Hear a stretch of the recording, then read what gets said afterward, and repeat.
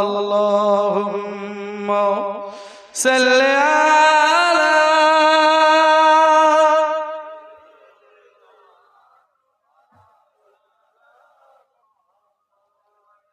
ওয়া আলা আলি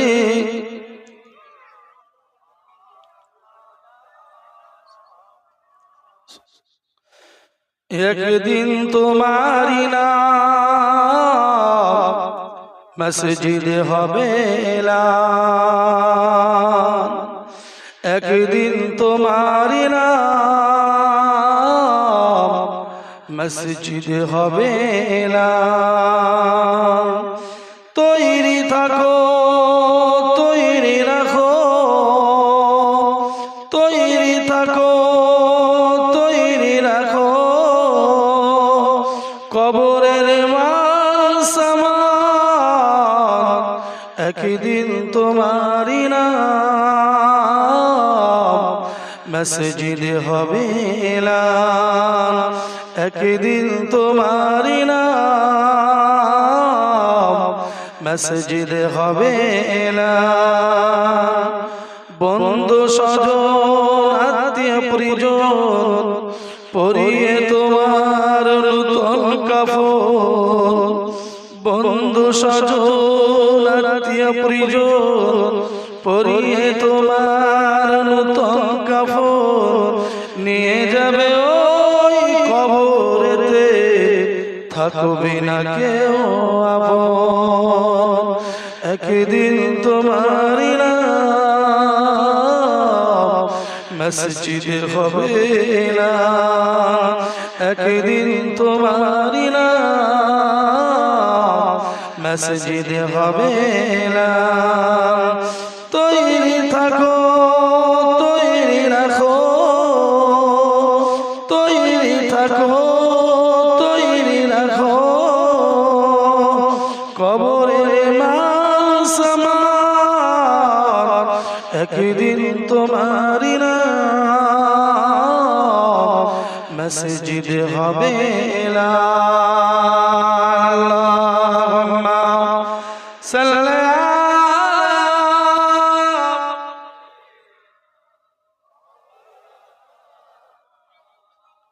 وعلى آل سيدنا सल्लल्लाहु अलैहि वसल्लम। प्यारे हाजिरान मजलिस, আমার সম্মানীয় বাবাজি ও ভাইরা, পর্দা নসিনা আম্মা জান ও বোনেরা, আমি গুনাহগার আপনাদিগকে জানাই আমার আন্তরিক ভালোবাসা ও মোবারকবাদ।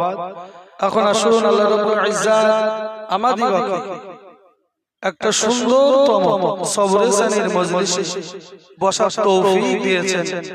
সেই সুবাদে মহান আল্লাহ রাব্বুল আলামিনের দরবারে অসংখ্য শুকরিয়া জ্ঞাপন করে বলি আলহামদুলিল্লাহ। আরো একবার প্রাণ ভরে বলুন আলহামদুলিল্লাহ। তারপরে কুল কায়নাতের নবী, আমার আপনার নবী, আকায়ে নামদার তাজদারে মদিনা, মুআখখারে মওজুদার শফিউল মুজনবিন, বিশ্ব নবী জনাবে মুহাম্মদুর রাসূলুল্লাহ সাল্লাল্লাহু আলাইহি ওয়াসাল্লামের রওজায়ে আতহারে জানাই অসংখ্য দরুদ ও সালামের নজরানা। সকলে মুহাব্বতের সঙ্গে বলি সাল্লাল্লাহু আলাইহি ওয়াসাল্লাম। আমার বাবাজি ভাইরা, আজকে আমরা একটা সবরে শ্রেণীর মজলিসে উপস্থিত হয়েছে।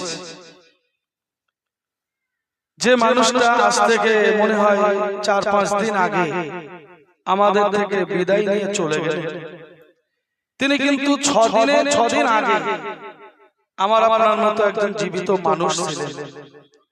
আজকে তিনি কোথায় চলে গেলেন? তো আজকে আমরা তার রূহে মাগফিরাতের জন্য, তার রূহে সবরে শ্রেণীর জন্য আমরা এখানে এসেছি। সুতরাং আমার তো মনে হয় আমাদের উচিত এই মজলিসে বসে বসে যে আমার আপনার জন্য সেই তো খাটিয়া নামক গাড়িটা, খাটিয়া নামক পালকিটা আমার আপনার জন্য তো অপেক্ষা করছে। কোন দিন আমাদের ঘরে চলে আসবে খাটিয়ায় চড়ে সেই অন্ধকার কবরে যেতে হবে। সুতরাং সেই কবরের জন্য আমরা কে কতটুকু নেকি অর্জন করতে পেরেছি এটাই লক্ষণীয় বিষয়।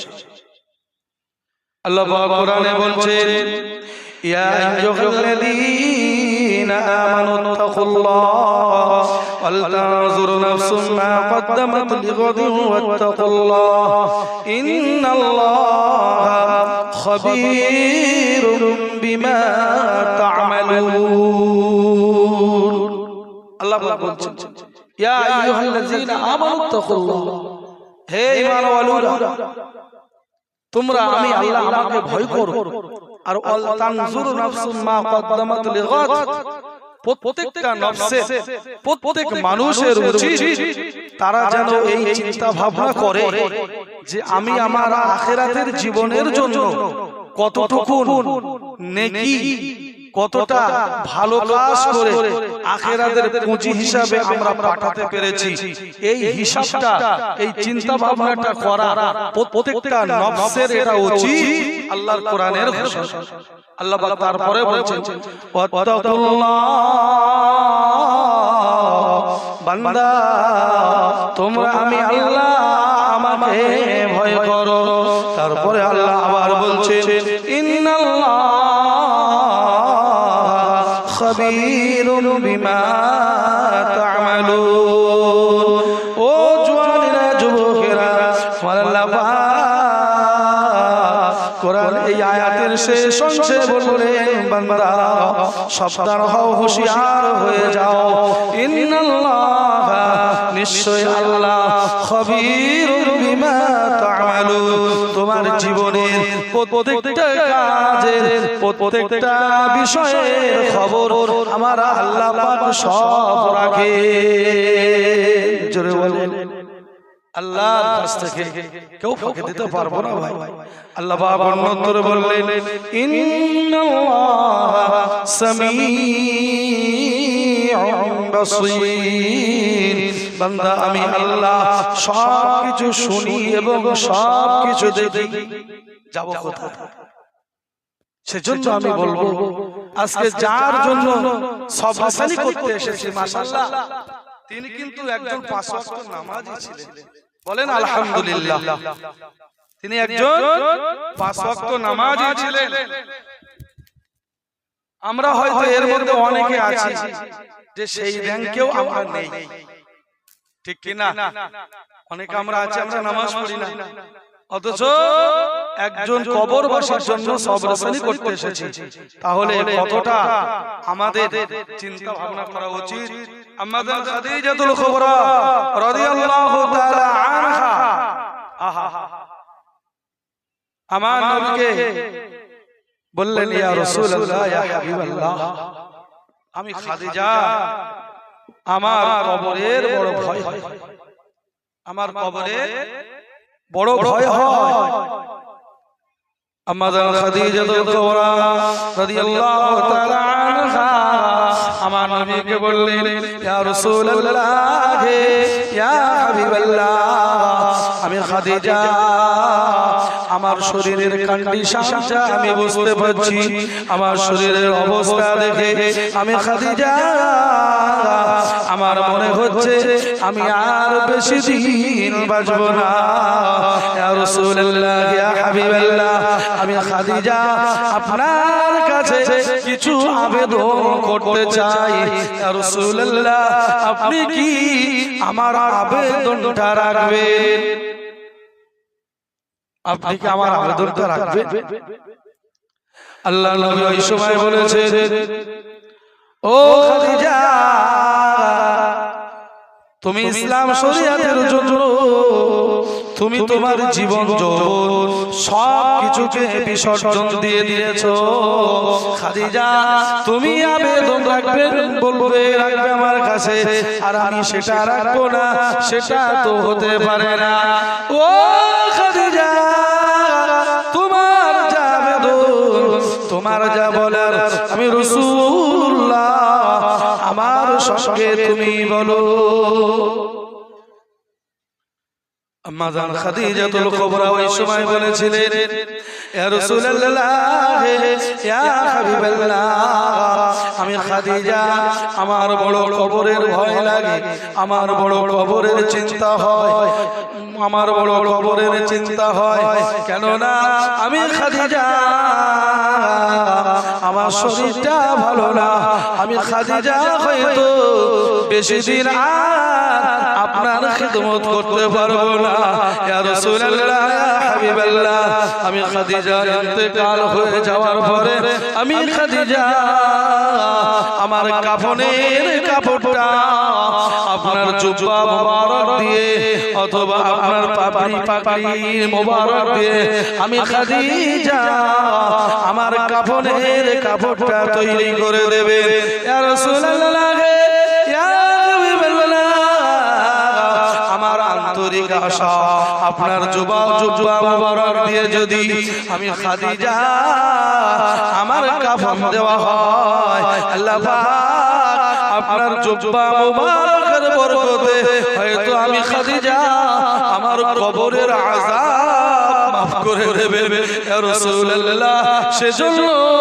আমি খাদিজা আপনার জুব্বা অথবা পাগড়ি মোবারকের দ্বারা আমার কাফনটা দিতে বলছি যদি বলেন না ও কোন খাদিজা রাদিয়াল্লাহু তাআলা আনহা আম্মা জান খাদিজা আরো বলেছিলেন ইয়া রাসূলুল্লাহ ইয়া হাবিবাল্লাহ আমি খাদিজা ইন্তেকাল হয়ে যাওয়ার পরে আমার কাফন দাফন শেষ যখন হয়ে যাবে আপনার সাহাবারা আমি খাদিজা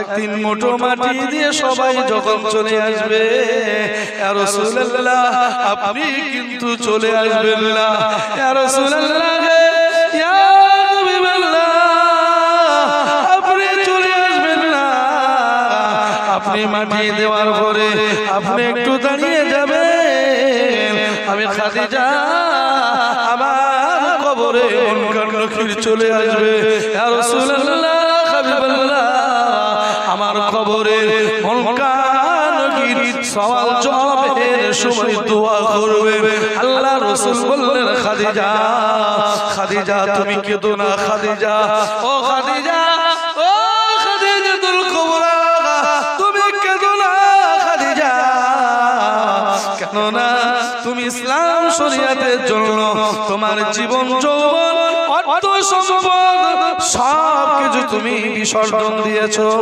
খাদিজা আমি রাসূলুল্লাহ কথা দিলাম তুমি যে আবদারগুলো আমার কাছে রেখেছো আমি রাসূলুল্লাহ তোমার আবদারগুলো আমি মেনে নিয়েছি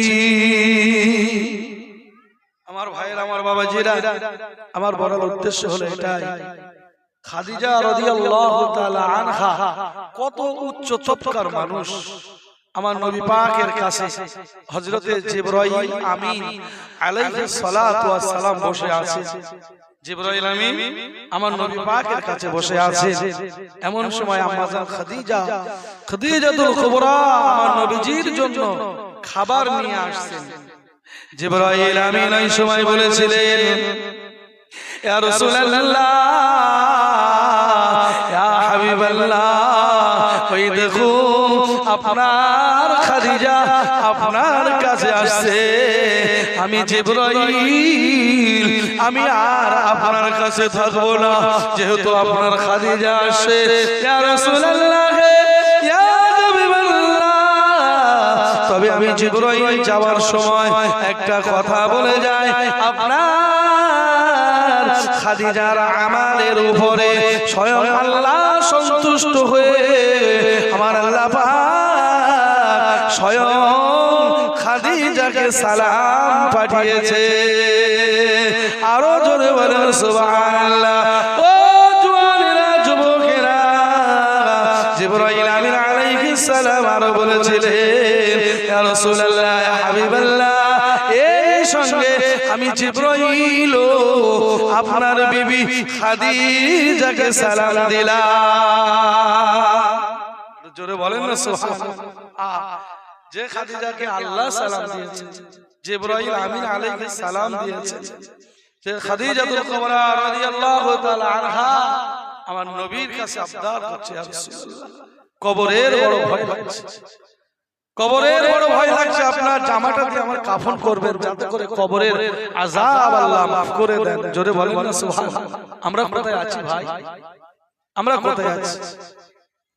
عن انس رضي الله تعالى عنه قال قال رسول الله صلى الله عليه وسلم ان العبد اذا بدع في قبره وتولى عنه اصحابه।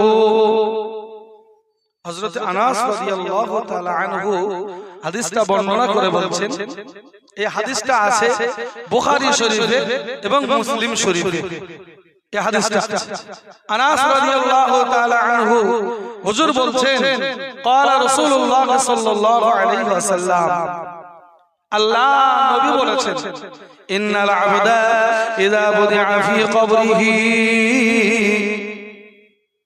মাইয়িতকে যখন কবর দেওয়া হয়, কবরে নামিয়ে দেওয়া হয়েছে, সব কাজ সম্পূর্ণ করা হয়ে গেছে, এবার অতওয়াল্লা আনহু আসহাবুহু, ওই কবরের পাশ থেকে ছেলে চলে আসে, ভাই বিরাদার আত্মীয় স্বজন সবাই চলে আসে।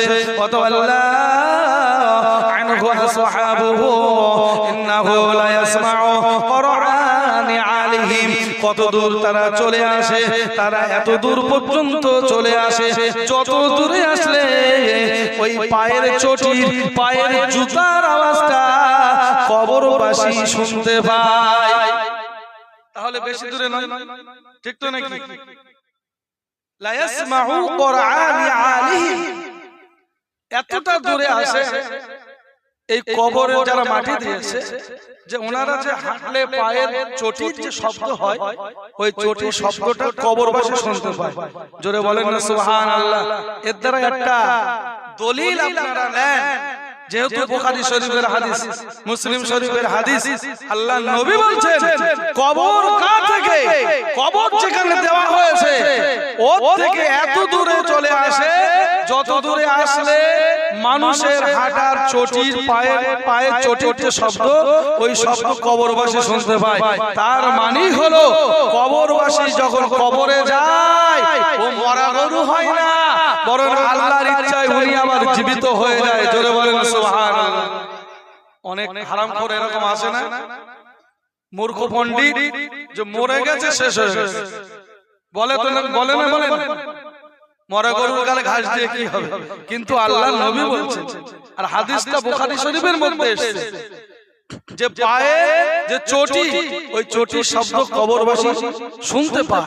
তারপরে কি হয়, আতাহু মালাকানি, দুজন ফেরেশতা ওই কবরবাসীর কাছে চলে আসে। আতাহু মালাকানি, দুজন ফেরেশতা আসার পরে ফায়াকউদাহু, ওই কবরবাসীকে এবার কবর থেকে উঠিয়ে বসায়।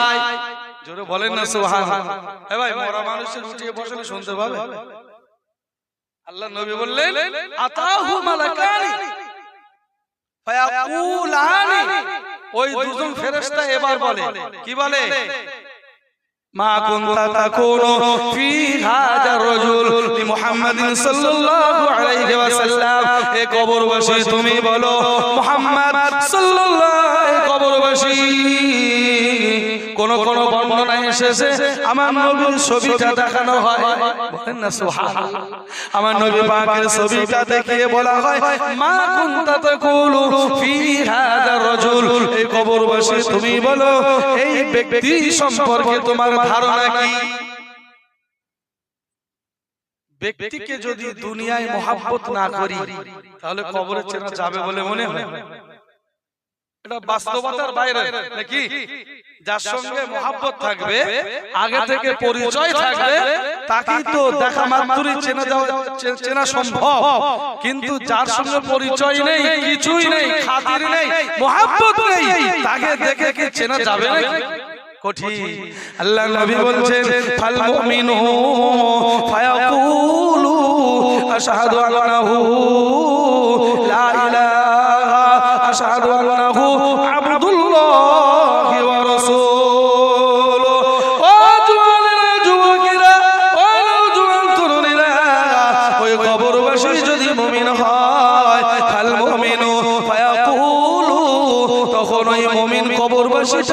বলতে শুরু করে দেবে আন্নাহু আশহাদু আল্লা আন্নাহু আবদুল্লাহ ওয়া রাসূলুহু।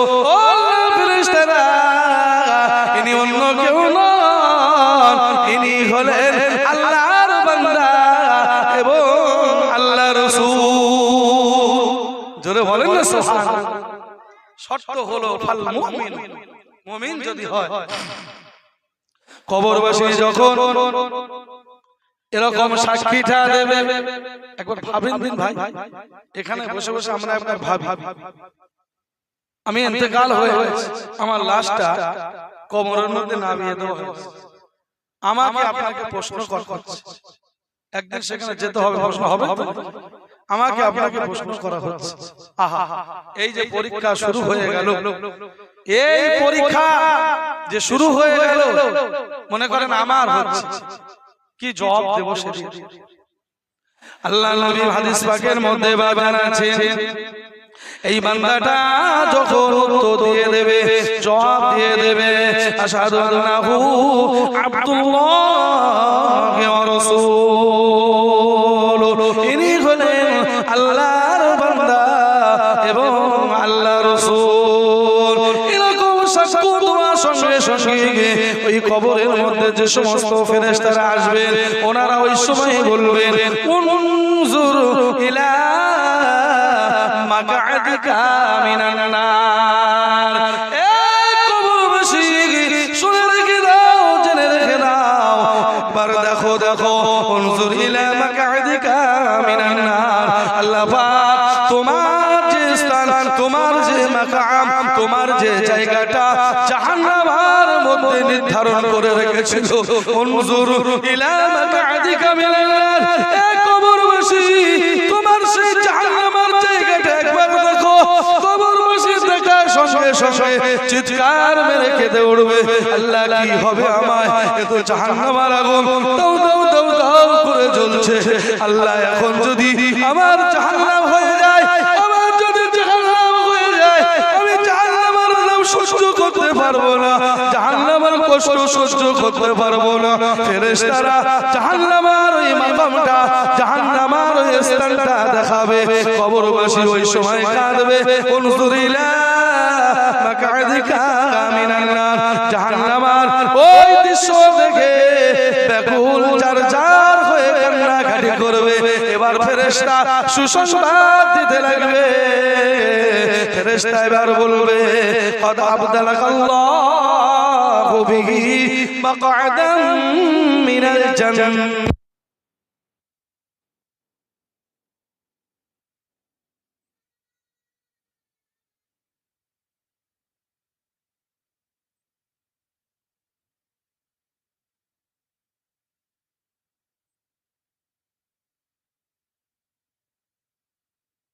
আবার বললেন, ও আমার সাহাবারা, শুধু ক্ষমা চাওয়া নয়, শুধু মাফি চাওয়া নয়, বরং তোমরা এই সময় তোমার ওই কবরবাসী ভাইটার জন্য, তোমার ওই কবরবাসী আব্বার জন্য, তোমার ওই কবরবাসী মায়ের জন্য, তোমার ওই কবরবাসী বন্ধুর জন্য আল্লাহ পাকের দরবারে এই দোয়াটাই করো। আল্লাহ পাক, আমরা যে ভাইটাকে, আপনার যে বান্দাটাকে কবরে শুইয়ে দিয়েছি, আল্লাহ আপনি ওকে মাফ করে দেন। শুধু তাই নয়, আল্লাহ পাক এই সময় যে মুনকার নাকির এসে সওয়াল করছে, আল্লাহ এই সময় মুনকার নাকির এসে যে সওয়াল করছে, আল্লাহ এই সওয়ালের সময়টা, এই প্রশ্নের উত্তরগুলো আপনি আমার ভাইয়ের জন্য সহজ করে দেন, আপনি আমার ভাইয়ের জন্য আসান করে দেন। আল্লাহ নবী বললেন, আমার সাহাবীরা, কেননা কবর হলো ভয়ঙ্কর জায়গা, কবর হলো কঠিন জায়গা। ও সাহাবীরা, কবরে যখন প্রশ্ন করা হবে, কবরে যদি কোনো আল্লাহর বান্দা বান্দি ফেল হয়ে যায়, সে কবর, হাসর, সিরাত, মিজান সব জায়গায় ফেল হয়ে যাবে। ও আমার সাহাবারা, কবরে কেউ যদি পাস করে যায়, সে কবর, হাসর, সিরাত, মিজান সব জায়গাতে পাস করে যাবে। ও আমার সাহাবারা, তাই আমি রাসূলুল্লাহ তোমাদেরকে জানিয়ে দিলাম, তোমার ওই কবর দেওয়া ভাইটার জন্য আল্লাহর দরবারে দোয়া চাও, সাথে সাথে এই দোয়া করো, আল্লাহ আল্লাহ পাক আমার কবরবাসী ভাইটা ওই প্রশ্নের জবাব দেওয়ার সময় যেন ফেরেশতার আকৃতি দেখে ঘাবড়ে না যায়, ফেরেশতার আকৃতি দেখে যেন ভয় পেয়ে না যায়। আল্লাহ পাক আমার কবরবাসী ভাইটার প্রশ্নের উত্তরগুলো আপনি সহজ করে দিয়ে প্রত্যেক প্রশ্নের উত্তর দেওয়ার মতো তৌফিক দিন। فإنه ألا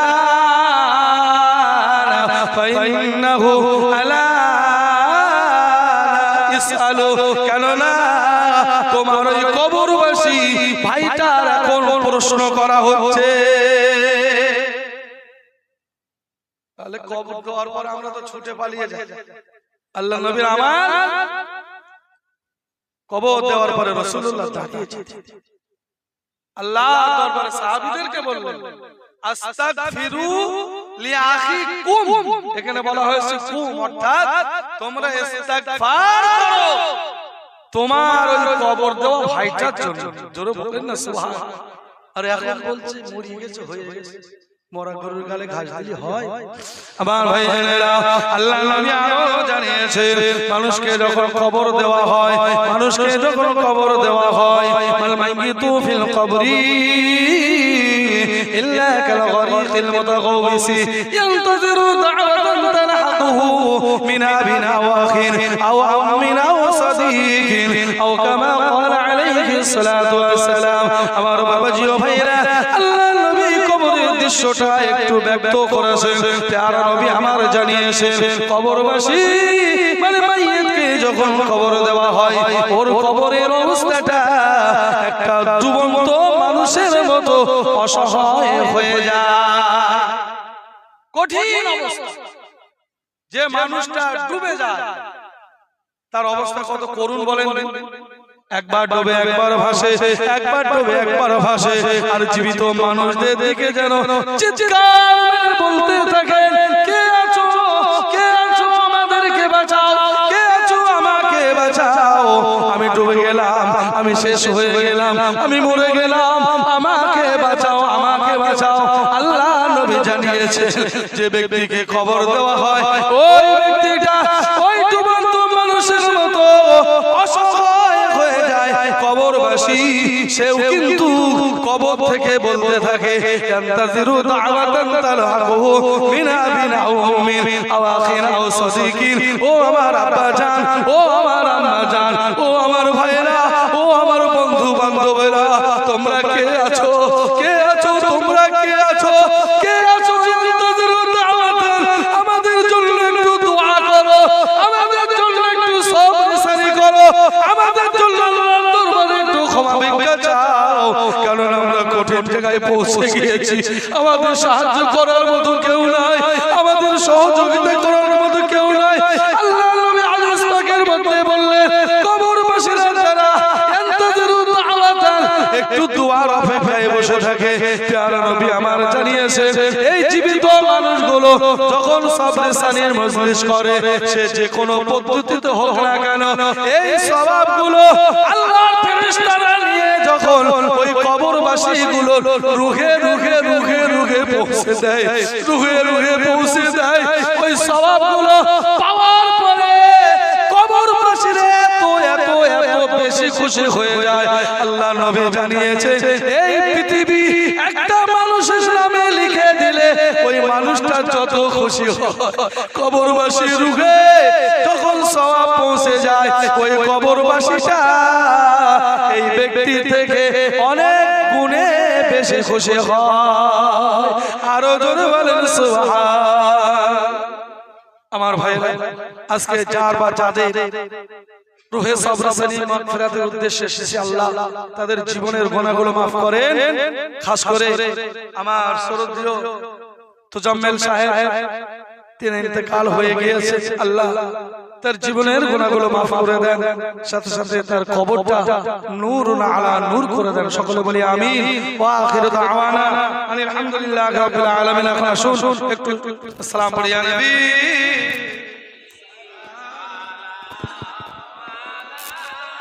এমন এদেশে এসব হয়, বলুন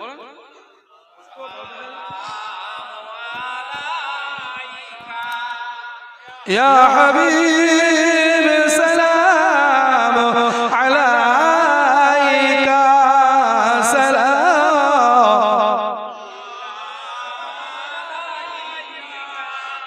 तू ही है रहबर हमारा सबको है तेरा है पुकारा सज पैगाम बरग़े हमारा अर्श पर हक़ ने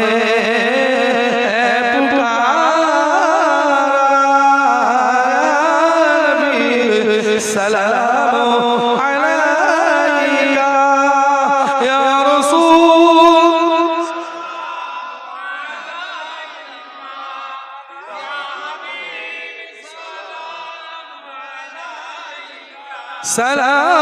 सलातुल्लाह ताइफेर दोस्तों है चले